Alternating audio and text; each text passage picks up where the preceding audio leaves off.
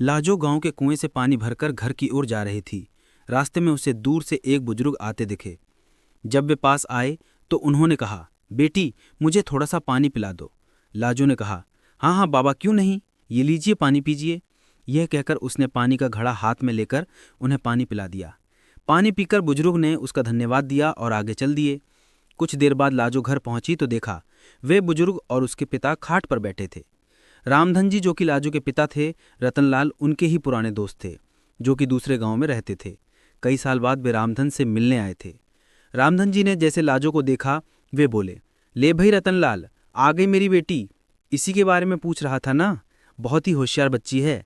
बस मेरी गरीबी और इसकी माँ के ना रहने के कारण इससे इसका बचपन छिन गया।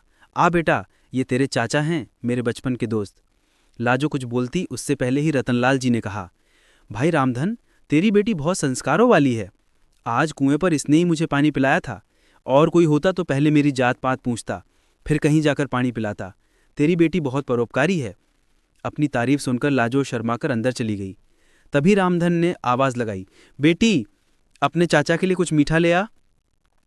रतनलाल जी ने उसे रोकते हुए कहा, भाई मुंह बाद में मीठा कर लेंगे, पहले मैं जिस काम से आया हूं वो तो सुन ले। हाँ भाई बोल, क्या बात है? घर में सब ठीक तो है ना रामधन? की बात सुनकर रतनलाल ने गंभीर होते हुए कहा, भाई मैं अपने बड़े बेटे के लिए तेरी बेटी का हाथ मांगना चाहता हूं। अब इस दोस्ती को रिश्तेदारी में बदल देते हैं। यह सुनकर रामधन बहुत खुश हुआ। उसने कहा, बात तो तेरी ठीक है, अगर तेरा बेटा है तो मैं तैयार हूं। लेकिन भाई मेरी हैसियत तो तू जानता ही है। जहां तक मुझे पता है तेरा तो शहर में बहुत बड़ा कारोबार है, कहाँ मैं कहाँ तू। रतनलाल जी ने कहा, पैसा की तू चिंता मत कर। मेरे बेटे के लिए कई बड़े घरों से रिश्ते आए, लेकिन मैं एक ऐसे बच्चे को अपने घर की बहू बनाना चाहता था जिसमें संस्कार हों।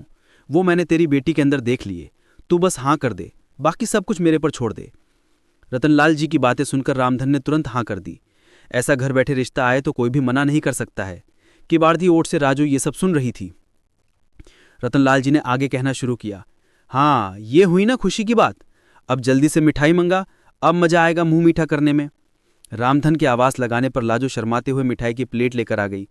रामधन ने कहा, बेटी आज से ये तेरे ससुर हैं, इनके पैर छू।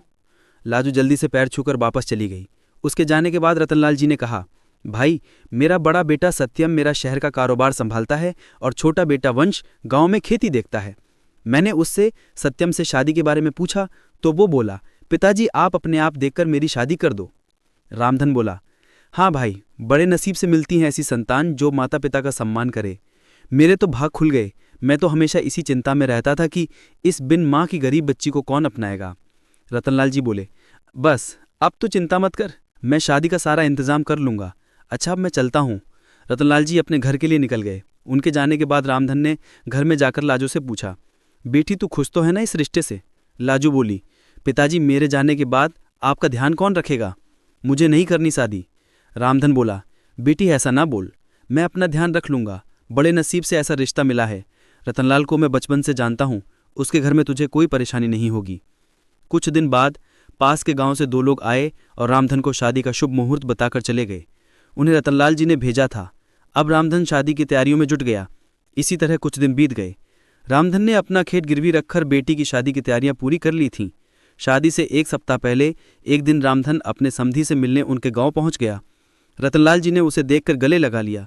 उन्होंने अपने परिवार से मिलवाया। अपने होने वाले दामाद सत्यम से मिलकर रामधन बहुत खुश हुआ। रतनलाल जी ने कहा, भाई तो यहाँ आया है, जरूर कोई बात है, बता क्या बात है? रामधन हाथ जोड़कर बोला, नहीं भाई, मैं तो बस ये बताने आया था कि मैंने शादी की सारी तैयारियां कर ली हैं। आप एक बार आकर देख लो, कुछ कमी लगे तो बता देना, जिससे आपके मेहमानों के सामने आपको शर्मिंदा ना होना पड़े। रतनलाल जी ने कहा, हाँ हाँ मुझे पता है, तेरे पास एक ही खेत था, तूने वो भी गिरवी रख दिया, उसी पैसे से सारी तैयारियां की हैं। तुझे मुझ पर विश्वास नहीं था? जब मैंने कह दिया था मैं शादी की तैयारी कर लूंगा, फिर तूने ये सब क्यों किया? रामधन आश्चर्य में पड़ गया। वो बोला, माफ करना भाई, लेकिन बेटी की शादी के लिए कुछ तो मुझे भी करना चाहिए। रामधन ये कहकर रोने लगा। उसकी आंखों से आंसू बह रहे थे। तभी रतनलाल जी ने अपने छोटे बेटे वंश को बुलाया और इशारे से कुछ समझाया। कुछ देर बाद रतनलाल जी ने रामधन के कंधे पर हाथ रखा। रामधन सिर झुकाए शर्मिंदा हुआ बैठा था। रतनलाल जी ने कहा, ले भाई, अपनी अमानत दोबारा फिर कभी ऐसा मत करना। यह कहकर उन्होंने खेत के कागज रामधन के हाथ में रख दिए। रामधन ने देखा, अरे ये क्या, ये तो वही कागज हैं तो मैंने गिरवी रखे थे, ये आपके पास कैसे आए? रतनलाल जी ने कहा, वंश आसपास के सभी गांव के लोगों को जानता है, उनमें से एक ने ही खेत गिरवी रखने वाली बात हमें बता दी, वही ये कागज छुड़ाकर लाया है। रामधन की आंखों से आंसू बह रहे थे। रतनलाल जी ने उसे गले लगा लिया और बोला, भाई खेती गिरवी रख देगा तो कर्ज कहाँ से चुकाएगा और खाएगा क्या? आगे से ऐसा कुछ मत करना, मैं अपनी बेटी लेने आऊँगा, बस तू मिठाई बढ़िया सी बनवाना। ये सुनकर सब लोग हंस पड़े। रतनलाल जी ने आवाज़ लगाई, वंश। वंश ने 50,000 रुपये लाकर अपने पिता के हाथ में रख दिए। रतनलाल जी ने कहा, ले भाई, शादी की तैयारियां कर, और वंश इन्हें घर छोड़ा।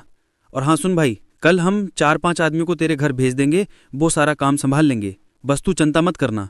रामधन कुछ बोल नहीं पा रहा था, उसके मुंह से बस इतना ही निकला, मेरी बेटी के नसीब खुल गए। ये कहते ही वो कुर्सी पर बैठे बैठे लुढ़क गया। इतनी खुशी बर्दाश्त नहीं कर पाया, उसने अपने प्राण त्याग दिए। रतनलाल जी उसे संभालते इससे पहले ही वह दुनिया छोड़ चुका था। रतनलाल जी अपने दोस्त से लिपट कर रोते रहे। वे अपने दोस्त की अंतिम यात्रा लेकर उसके गांव पहुंचे। लाजो को जब ये पता लगा, वह रोते रोते बेहोश हो गई। रामधन का अंतिम संस्कार किया गया। रतनलाल जी अपने परिवार के साथ वहीं रुक गए। तेहरवी के 1 सप्ताह के बाद उन्होंने सादा तरीके से सत्यम और लाजो की शादी एक मंदिर में करवा दी। लाजो के चमकते नसीब की खुशी में रामधन अपना जीवन जीना भूल गया था।